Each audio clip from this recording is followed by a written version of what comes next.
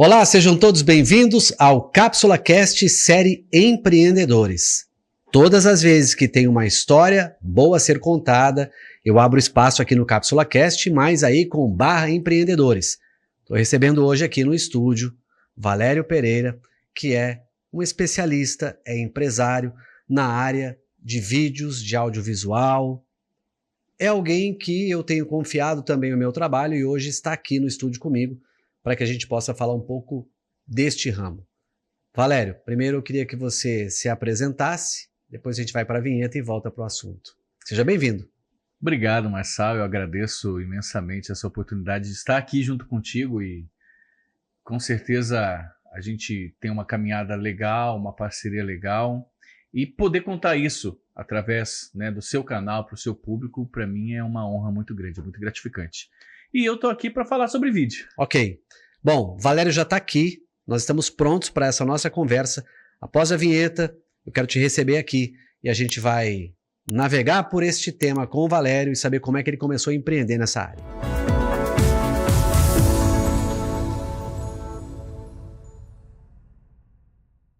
Muito bem, já apresentei para vocês o Valério Pereira, ele é empresário de vídeos, audiovisual, alguns às vezes vão limitar ao filmmaker, mas é muito mais do que isso. Mas antes dele falar exatamente como é que ele chegou até onde ele chegou, eu quero saber do começo da tua trajetória, Valério. Porque óbvio que você hoje tem o seu estúdio, as suas câmeras, a sua equipe, os seus clientes. Mas como é que você caiu nessa área de vídeos? Como é que isso aconteceu para você? Onde é que você começou essa história? Cara, eu comecei fazendo locução de porta de loja. Uhum. Eu desde antigamente eu já cantei muito no passado, tinha dupla, já cantei em casamentos.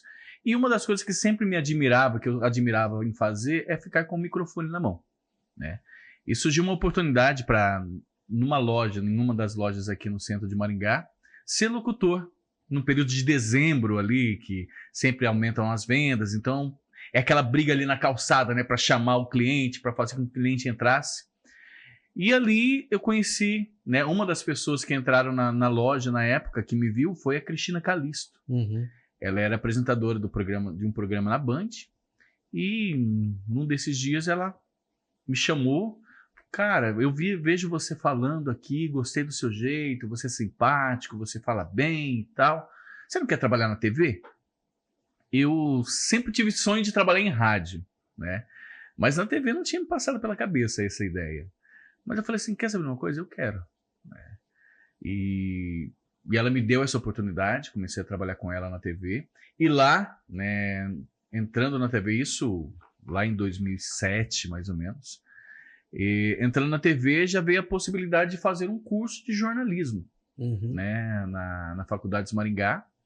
E eu também entrei de cabeça. Falei assim, vou fazer. Não tinha nada. Na época eu não tinha expectativa. Na época eu queria ser cantor, né? Mas surgindo essa oportunidade na TV, eu falei assim, não, eu vou seguir essa carreira que eu acho que eu sirvo para ser um bom repórter. Na verdade, esse era o meu objetivo na época. E com a Cristina Calisto eu comecei a fazer reportagens, fazia os merchans para ela durante o programa. E nesse meio tempo eu também, além de fazer as reportagens, eu editava as matérias, né? E foi um momento onde que eu comecei a gostar, de editar, de ver ali como que mexe com as câmeras. E coincidentemente, na Faculdade de Maringá, tinha a TV comunitária, que era um canal da extinta NET, que hoje é claro, né? Mas é um canal que a faculdade tinha a concessão para poder exibir materiais, públicos, materiais filantrópicos, materiais educacionais. E eu fiquei, na época, responsável para tomar conta do estúdio. Sozinho, não sabia nada. Malemar sabia apertar o REC e editar o material. Mas vamos com a cara e coragem. E lá na faculdade, com o passar do tempo, trabalhando com a Cristina Calisto na faculdade, vi que ficar na frente das câmeras já não era muito o que eu queria. Eu estava mais apaixonado pela parte dos bastidores, a parte de produção, de estudar como que funciona uma luz, como que dá para gravar, o que dá para fazer. E a partir daí eu comecei a focar mais nisso. E lá na TV comunitária eu tinha liberdade de produzir conteúdos, tinha liberdade de chamar alunos, acadêmicos para produzir algum tipo de material. Então, quando eles precisavam gravar alguma coisa, me recorriam até a TV comunitária, me recorriam até a mim. E isso eu fui tendo mais liberdade, eu vou ocupando mais espaço, até que saí da Cristina Calisto. Comecei a trabalhar na Rede Massa SBT. Lá eu fiquei por 10 anos, mas lá eu fiquei como editor de vídeo. Então eu já não estava muito mais... Do jornalismo ou da produção? Do jornalismo, na época do jornalismo. Aí lá eu migrava de vez em quando para o entretenimento, migrava às vezes para o próprio programa do Ratinho, que ele, né, já tinha um desponto nacional, já tinha uma boa audiência, mas o foco principal era atender os programas locais do jornalismo. E a partir dali eu fui pegando gosto pela coisa, me formei em jornalismo também, mas na própria formação, né, quando eu estava me formando, eu já tinha decidido que eu não queria ser mais especificamente repórter. Eu queria estar ali na parte da produção mesmo, por trás das câmeras, de repente auxiliando nas pautas ou auxiliando nas edições, ajudava às vezes com alguma locução, mas dali me formei em 2012. Em 2014 eu comecei, já tinha saído da TV comunitária também, foi onde surgiu a possibilidade de eu montar minha produtora de vídeo. Legal. Bom, ele falou da Cristina Calisto, a gente tem algo em comum. Olha que interessante, eu fui sonoplasta. E uma das locutoras que eu fui sonoplasta na Metropolitana FM foi a Cristina Calisto. E eu também trabalhei na TV Maringá, trabalhei também hoje Rede Massa, era TV Tibagi na época. Olha só. Então eu tive a oportunidade de também ter essa paixão que você teve para frente das câmeras, e eu também já fui editor de imagens, e a gente tem alguma coisa em comum nessa caminhada, né? A Cris deve estar acompanhando a gente não está te chamando de velha não, mas você foi uma professora de muita gente, né? E muito continua na ativa, né? E ela sempre percebeu talentos, né? Acho que isso que é legal, né? Sim. E como é que foi assim? Quem que descobriu primeiro? Foi ela mesmo que te descobriu e depois teve alguém que descobriu você para que você fosse um empreendedor na área de vídeos também? Olha, na verdade, para a TV e para esse mundo do audiovisual foi a Cristina Calisto. Até então, assim, meu foco era, como eu tinha dito, era de repente arriscar como um cantor, como uma dupla sertaneja que eu fazia na época, que eu tinha uma dupla, mas na TV mesmo foi com a Cristina. E na Faculdades Maringá, tinha o professor Ricardo Torquato, ele era coordenador de jornalismo na época, e ele jogava as responsabilidades para mim e falava assim, resolva, você tem que resolver. E com o passar do tempo eu fui pegando gosto pelo negócio, então eu já tomava conta da TV, como era eu sozinho na época, então eu fazia gravação, fazia edição e ia na exibidora colocar o programa no ar. E de casa ficava monitorando se estava rodando certinho ou não, né? Então, e com isso, o que aconteceu? A gente começou a fazer algumas peças publicitárias para Faculdades Maringá, né? Para rodar na TV comunitária e eventualmente rodar em alguns canais comerciais, alguns canais, né, aqui de Maringá e região. E com isso eu comecei a gostar, porque aí eu foquei mais em roteiros, eu sempre gostei de fazer textos publicitários, e pelo fato de eu ter trabalhado como locutor de porta de loja, então tinha aquela entonação na voz, passar aquela energia, então eu gostava disso. Foi onde que deu um start pela própria faculdade, falou assim, por que você não grava o comercial? Né? Por que você não faz o comercial e não grava com sua voz? Falei assim, será e tal? E nós fizemos um primeiro comercial da Faculdades Maringá, né? Na época a gente rodou só, ainda foi algo bem meio amador ainda, a gente usou com os próprios acadêmicos em cada ponto da faculdade, mas foi uma coisa que eu não conhecia ainda, eu falei, nossa, isso é legal, gostei. E a partir daí, com a própria faculdade, eu fui vendo a possibilidade de oferecer, tanto para os professores, como para os acadêmicos ali, algum serviço a mais de produção de conteúdo. Né? Não existia TikTok, não existia Instagram, existia o Facebook na época já, né? Mas o YouTube estava despontando também, então ainda não tinha essa preocupação em produzir conteúdo constantemente. Então, os alunos acadêmicos de administração tinham trabalho para fazer, queriam fazer um vídeo, iam lá e falavam comigo. E aí eu ajudava a montar roteiro, a montar texto, a posicionar cada determinada cena e tal, e foi onde que eu comecei a gostar.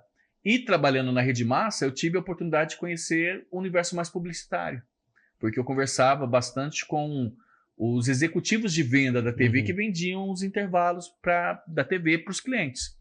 Em alguns momentos, eles não tinham produtores, né? E aí eles falaram, não, Valério, você não consegue quebrar um galho pra gente lá? A gente precisa mandar um material do cliente pra TV e tal, você faz lá pra gente? Eu falei assim, vamos fazer, vamos pensar como que vai ficar, porque eu não tinha o conhecimento de TV ainda também, né? De como que era a qualidade. E em 2014 eu fiz o meu primeiro VT. Eu não esqueço até hoje, foi da Cofemar, Uhum. né? É uma empresa assim que é grande até. Isso pela Rede Massa. Pela Rede Massa. Uhum. Saiu meu primeiro VT comercial. Aí de lá foi onde que eu realmente falei assim, não, é isso que eu quero fazer.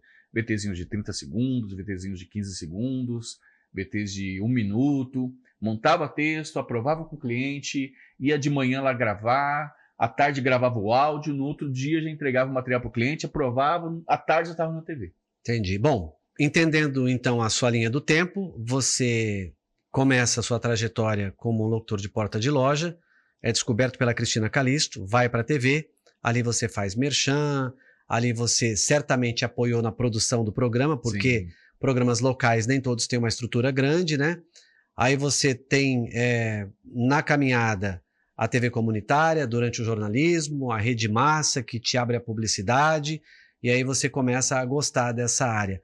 Quando é que foi exatamente a transição do Valério da operação, que trabalhava nos bastidores, para o Valério empresário do ramo que você está hoje, entregando VTs para as TVs, trabalhando com podcasts, trabalhando com pessoas que querem criar o seu conteúdo, mas não sabem? Quando é que foi essa transição? Quando é que você startou e falou, não, já tem uma quantidade de equipamentos para começar essa brincadeira?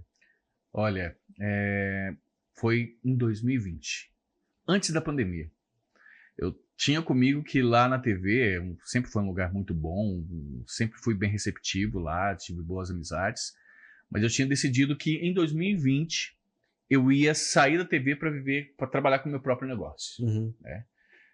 Coincidentemente, nessa época, aconteceu a pandemia. Uhum. Né? Você já tinha comprado equipamento antes da pandemia? Eu já tinha alguns equipamentos. Você já vinha comprando? Já vinha comprando. Você já tinha a boa intenção de ter o seu próprio negócio, sim, então?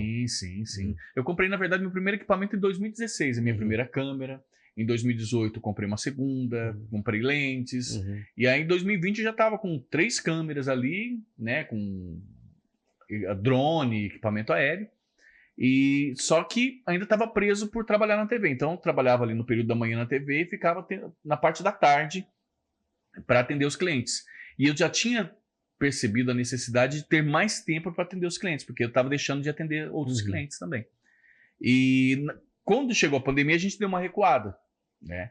Porém, para eu que sou produtor de vídeo, foi um boom estrondoso, porque começaram a surgir lives, começaram a surgir preparação de cursos de aulas online, então o pessoal não tinha estrutura. Ou a estrutura que tinha, às vezes tinha até estrutura, mas não tinha o conhecimento. E eu tinha equipamento e sabia fazer o negócio, né? E a partir daí eu comecei, né, dentro dos limites, tentando seguir as normas de segurança. A gente fazíamos, às vezes, gravações de clipes de cantores, fazíamos cursos online, gravávamos receitas.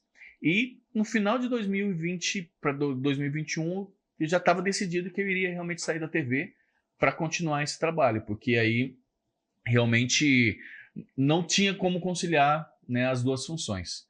E foi aí que eu já estava conhecendo os podcasts, né? E já tinha um desejo enorme de montar um podcast, ainda não tinha um espaço, né? Mas eu sempre fui meio pé no chão, então o que eu fazia? Eu ia comprando os equipamentos e falei assim, não, quando tiver o momento certo eu já vou estar preparado para isso, né? E em 2021 eu saí da TV, né? Continuei com a produtora, fazendo o serviço de produção comercial, produção de vídeos institucionais. Mas no começo de 2022 surgiu a necessidade e a ideia realmente de produzir podcasts. E em Maringá existiam 1 ou 2 espaços que ofereciam esse tipo de serviço. Então eu via realmente essa necessidade de que era uma oportunidade muito boa para a gente. É interessante o que você está falando, e eu quero alertar também as pessoas que nos acompanham, porque às vezes a pessoa tem um sonho, né, de ter o seu próprio negócio, de expandir, de ganhar mais, de ser mais feliz, né? E a pessoa pensa assim, eu vou então ter a minha empresa e quando eu tiver minha empresa eu vou trabalhar menos e eu vou ganhar mais, e não é exatamente isso que acontece, né? A gente trabalha mais, nós temos mais responsabilidades quando temos as nossas próprias empresas, só que trabalhamos para o nosso próprio negócio e muitas vezes ligado ao nosso propósito também. Mas o que me chama a atenção, e é legal que a gente volte nesse assunto e que seja reforçado, é que você só aciona o Motor 2, que é a sua produtora, a sua empresa, quando você já tinha as suas câmeras, uma carteira de clientes, e você já tinha know-how para fazer as entregas. Porque tem muita gente que fala, eu nasci para isso, mas não tem caixa, não tem equipamento. No seu caso, equipamento, mas às vezes a pessoa não tem o espaço físico, não tem nada. Então você estruturou isso, digamos, de 2016 a 2020, você passou 4 anos paralelando, entendendo esse mercado, experimentando, sem desligar o seu motor 1. Seu motor 1 era a rede massa, você tinha ali o teu salário CLT, e você tinha o teu salário PJ como pessoa jurídica na tua empresa paralela, que você levou por um período até que o motor 2 estava a pleno. Foi isso que você fez? Foi. Você resumiu certinho isso. Apesar de que, assim, eu ainda segurei um pouco ainda para poder viver mais desse desejo de ter a própria empresa e de viver, né, com os recursos da empresa. Mas depois que eu percebi, na pandemia, que a gente conseguia fazer boas entregas e que a gente precisava de mais tempo para conseguir atender mais clientes e entregar melhor ainda, eu falei assim, é isso que eu quero fazer, é isso que eu quero continuar fazendo. É interessante, né, porque eu sou uma pessoa que tem muita fé, né, e o que eu noto na sua trajetória é que Deus foi unindo as coisas, né, ele primeiro te deu a capacidade de se comunicar em ambientes comuns, né, como porta de loja, Sim. E não há um demérito a quem faz isso, muito pelo contrário, é uma coragem de encarar isso, né, de estar lá no sol às vezes, né. Eu tenho essa experiência de ver isso aqui em Maringá, mas de ver também na 25 de março. 25 é uma loucura, os caras quase que pegam na garganta da pessoa, tá narrando aqui, tá falando, entra, vamos ver o que eu tô falando, tal. Então você teve essa experiência de se comunicar de uma maneira simples, aí você tem um up, né, vai para Cris, aí aprende algumas coisas lá, aí você tem TV comunitária, tem rede massa, ou seja, houve uma evolução na sua trajetória. E quando você vem para a faculdade de jornalismo, aí eu imagino que você, além do empresário, você agora passa a ser um capacitado para ajudar em conteúdos na produção de podcasts.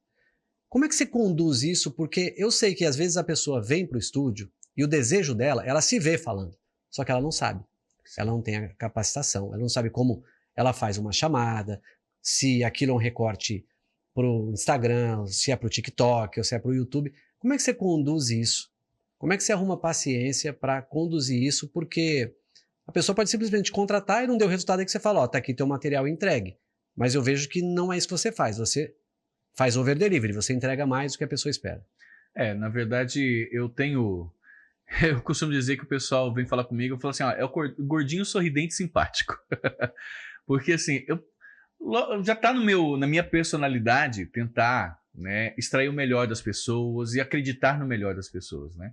E quando a pessoa vem para mim com a ideia do podcast, eu compro a ideia na maioria das vezes na hora. Eu vejo, não, tem potencial, porque assim, a gente vai pesquisando também o mercado e sabe que existem vários potenciais, ainda mais no interior, né, digamos aqui em Maringá, por exemplo, existem muitos assuntos, existem muitos nichos que a gente consegue explorar em podcasts que não são nem explorados ainda, né? E quando a pessoa vem aqui com um desejo, o meu objetivo principal primeiro, tentar enxergar na pessoa o que eu posso oferecer para ela da melhor forma possível, né? E, como você falou, um over delivery, por quê? Porque assim, a pessoa vem contratar a locação do estúdio, mas acaba ganhando um pouco do direcionamento, de conteúdo, sugestão de pautas, pelo fato dessa veia jornalística que eu tenho. Comunicação, jornalismo, produção, né? Você reuniu tudo num lugar só. Exato. Né? Então eu consigo enxergar na pessoa a possibilidade, de acordo com o que ela está falando, com a função que ela tem, que determinado tipo de assunto é interessante de uma forma mais comercial, ou de uma forma mais educativa, ou de uma forma mais institucional, digamos assim, também, né? Então eu procuro entender o melhor da pessoa e quando ela está aqui gravando, eu penso que, tipo assim, eu tenho que consumir esse conteúdo. Então, se a pessoa está falando, ela tem que me convencer. E para ela me convencer é isso. Se ela não me convence de primeiro, eu volto. Olha, vamos fazer assim, vamos fazer desse jeito, vamos fazer desse outro jeito. Eu dou essas sugestões porque a gente sabe que não é tão fácil a pessoa enfrentar as câmeras, né, colocar cara a tapa. Às vezes você fala no celular com maior naturalidade, mas quando chega aqui vê 2, 3, 4, 5 câmeras à sua frente, a pessoa fica mais inibida. Por mais que ela seja especialista, às vezes acaba perdendo um pouquinho ali o tato, né, de como falar, ficando um pouco mais seguro. E esse é o meu papel quando a pessoa entra aqui dessa forma. Eu tento deixar o ambiente mais tranquilo possível, deixar o ambiente mais calmo, mais agradável e dando sugestões para que a pessoa possa explorar e principalmente extrair o máximo que ela puder, né? Esse é o X da questão, esse é o principal. De repente tem alguém que está nos vendo agora e fala, esse é o meu sonho, é estar sentado onde o Valério está ou onde o Marçal está para fazer o meu podcast. Você já deu algumas, mas o que você acrescentaria para que a pessoa dissesse assim, eu acho que eu posso sentar com o Valério e começar a pensar no meu podcast? Legal, legal. Não, tem algumas dicas legais que a gente consegue trazer. Eu acho que primeiro é o seguinte, não venha despreparado, sabe? Por mais e o que é alguém preparado? É você saber pelo menos o tipo de assunto e qual que é a linha que você quer seguir. Legal, entendeu? Muito bom. Ter um roteiro, mesmo que não seja escrito, mas um roteiro ali, olha, eu vou começar falando de tal coisa, lá no meio eu vou falar tal coisa, e no final eu preciso falar tal coisa. Mas a gente orienta até que escreva isso também, né? Porque na emoção, porque assim, a gente fala assim, o podcast ele é um bate-papo, mas é um bate-papo direcionado, né? Porque assim, a pessoa ela tá aqui para falar algo que ela é especialista, que ela entende, só que às vezes vai ter alguém que vai estar perguntando sobre algum outro tipo de assunto. Então, para ela não perder o fio da meada, para ela não perder o raciocínio dela, ela tem que saber o começo, meio e o fim do podcast dela. Então, o passo número 1 é que essa pessoa tenha a certeza do assunto que ela domina e um roteiro do que ela quer fazer do seu primeiro podcast, mesmo que seja ainda um embrião, que você vai ajudar aqui, mas ela tem que saber. O meu assunto é psicologia, e eu quero falar sobre psicologia para crianças. Exato. E aí vem com o roteiro aqui, e aí você vai esmiuçar isso com ela aqui. A gente vai ajudar a desenvolver essa ideia.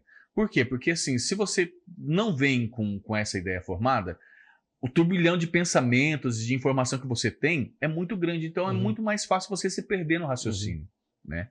Então o primeiro passo é esse, né? O segundo é que você interage com uma pessoa que goste de conversar ou que entenda realmente daquele assunto, né? Porque assim, aqui não é uma entrevista, né? O podcast a gente fala que não é um tipo de entrevista, não é um jogo de perguntas e respostas. Isso tem, logicamente, mas é um pouco mais além. Na TV, por exemplo, você tem lá 3 minutos, 5 minutos para responder uma quantidade de perguntas ali e pronto, você já tem o seu tempo. No podcast não, né? No podcast é um espaço mais democrático, você consegue falar melhor, você consegue desenvolver o assunto melhor, desenvolver o raciocínio. E com isso, se você tem do outro lado uma pessoa que interage com você, que responde com você, ou que de repente entende do seu assunto e está aprofundando contigo sobre determinadas questões, fica muito mais fácil de você aproveitar cortes, por exemplo. Entendi. Né? E esses cortes são os principais para a gente jogar para as redes sociais depois. Falando em cortes, eu acho que tem uma coisa que eu quero comentar contigo e tentar entender o quanto que isso, de fato, é a realidade do podcast ou se isso é feito depois, né? Eu já experimentei, por exemplo, fazer tudo e terminar, pegar os principais temas e definir pela gravação no final. O que você sugere para quem está começando e às vezes assim, ela tá participando de um conteúdo, mas ela é interrompida em algum momento. E aí há uma possibilidade de, depois do conteúdo gravar, você tá experimentando isso também com outras pessoas para que aquele assunto tenha aquele 1 minuto, às vezes, do Store, ou 1 minuto e meio do Reels. Como é que você orienta a pessoa nisso? Olha, com você, assim, é muito fácil trabalhar com você por conta disso. Você já tem seus raciocínios, você já sabe o que você vai falar, você já tem isso bem definido. Para outras pessoas, realmente isso fica meio confuso. Só que a melhor forma é como você explanou aí pra gente. O ideal é você bater o papo com o podcast, de repente começou um raciocínio ali e tal, de repente a pessoa te cortou e tudo mais. Mentalmente, ou depois também, porque eu sempre dou essa abertura para quando a gente acaba as gravações.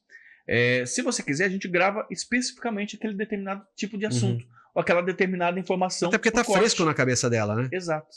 E isso, às vezes, fica melhor ainda quando você prepara essa sua fala, né? Mesmo que você falou ela espontaneamente no podcast, depois ali, quando termina o podcast, a gente faz monocast, né, que a gente tem chamado, a gente consegue extrair mais e melhor o conteúdo da pessoa quando ela está focada naquele determinado assunto. Então, vamos supor, vamos falar 3 temas sobre desenvolvimento humano ou 3 temas sobre comportamento. Você já vê na sua mente o que você vai falar. Mas agora, se você começa a falar e a pessoa te interrompe, isso pode interferir na sua linha de raciocínio. E na edição te daria um trabalho, no mínimo, grande, que é cortar a interrupção para emendar e tal. E se ela faz, de repente, aquele mesmo tema já com mais tranquilidade, aí tem até a possibilidade eu sei que em alguns casos você usa, e aí eu vou lembrar dos telejornais, né? Sim. Então vocês falam, nossa, tem gente que ainda pensa que tá tudo decorado, né? E na verdade existe uma ferramenta chamada teleprompter que a pessoa pode gravar utilizando o teleprompter, que dá para ela a segurança de ter o conteúdo que ela escreveu ali. Eu acho que o desafio aí é ser mais autêntico e não ficar só lendo. Exatamente. Mesmo que ela leia, ela tem que fazer um jeito ali que... Isso tudo você dá dica também quando você está com a pessoa gravando. Sim. Na verdade, a gente procura... O meu objetivo aqui, quando a pessoa vem gravar comigo, é fazer com que ela pareça, né, além dela ser, mas que ela pareça ser uma autoridade naquele assunto, que fale com confiança e com segurança. Isso é o principal. E para que isso aconteça, ela tem que ter a interpretação dela, tem que ter os trejeitos. É uma frase que eu até costumo dizer para as pessoas aqui, ó, seja você.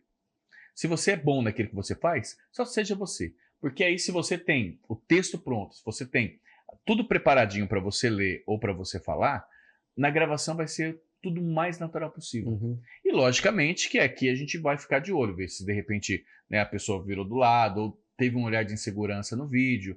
Tudo isso a gente procura evitar, e se acontecer a gente corta na edição, para que assim, o meu objetivo é fazer com que você se torne o especialista, tanto na sua vida real quanto nas redes sociais. Entendendo que você não vai criar autoridade quem não tem, né? Não. Você vai criar o formato para que essa capacidade que a pessoa tem de entrega de conteúdo apareça de uma maneira adequada. Porque senão chega alguém aqui que fala assim, ó, eu não sei nada de ciência, mas eu quero gravar um podcast de ciência. Não vai dar. Eu não sei nada de psicologia, quero gravar de psicologia. Não vai dar. Você não tem como criar essa pessoa no estúdio. Exatamente. E assim, não adianta você ter uma ótima embalagem e não ter nada de conteúdo. Né? Eu acho que hoje, principalmente os podcasts, eles vêm mostrando isso, eles se destacam por isso. Eles se destacam pela autenticidade e pelo conhecimento das pessoas que estão aqui. Né? Então, você vai falar daquilo que você entende, daquilo que você domina. Se você for para um outro caminho, com certeza você vai começar a gaguejar, você vai demonstrar insegurança. E isso, para imagem, em vídeo, é horrível. Não mostra autoridade nenhuma, mostra só insegurança. Ô, Vitor, faz favor, vem aqui, pega esse meu telefone aqui e faz uma imagem do estúdio a partir da nossa conversa para as pessoas entenderem como é que isso funciona. Pode fazer no cinema mesmo na horizontal, né, porque vai lá pro meu canal, né? Então assim, agora o Vitor está fazendo essa imagem nossa para que as pessoas entendam. Esse é o teu espaço e está onde sediado o teu espaço em Maringá? Então, Marçal, com a graça de Deus, né, eu tive a oportunidade de conhecer você, né, através de uma amiga em comum, e a gente conseguiu esse espaço aqui bem no centro de Maringá, no coração de Maringá mesmo, no Centro Empresarial Evolution, no 14º andar. Né? A gente tem aqui 2 ambientes de podcasts hoje, conseguimos trabalhar com 2 ambientes. Além disso, a gente auxilia na produção de cursos online, gravação de conteúdo. Então, é um espaço assim que, não porque eu montei, mas falo para você, ele está perfeito para produzir qualquer tipo de conteúdo que você precisar. Acho que as imagens estão mostrando, né? O Vitor está fazendo as imagens ali e veja, eu chamei o Vitor na hora, a gente não preparou para isso, armou o estúdio. O estúdio é esse, né? Esse é o formato. Então tem essa mesa aqui, tem as 4 câmeras, tem o outro ambiente, né? Você tem gravado nesse período que a gente está agora, os candidatos à Prefeitura de Maringá, os pré-candidatos, né? Tudo isso, e nem é só nesse espaço, em outros espaços também. Valério, quem quiser saber mais, quem quiser te contactar, como é que vai acionar você a partir de agora? Obrigado, Marçal. Pode procurar a gente lá no Instagram, né? Tem lá Vmark Vídeos MGA, né? Que é o nosso canal, o canal da produtora, que é a Vmark Vídeos. A gente está atualizando lá com o material do estúdio. Tem também o site, que é o www.vmark.com.br, né, que é o nosso canal também. E lá tem um botãozinho do WhatsApp, só clicar no botãozinho vai falar diretamente comigo, não tem intermediário, né? Graças a Deus a gente já tem uma equipe muito boa que atende aqui, mas toda a parte de negociação, de auxílio, de produção é comigo.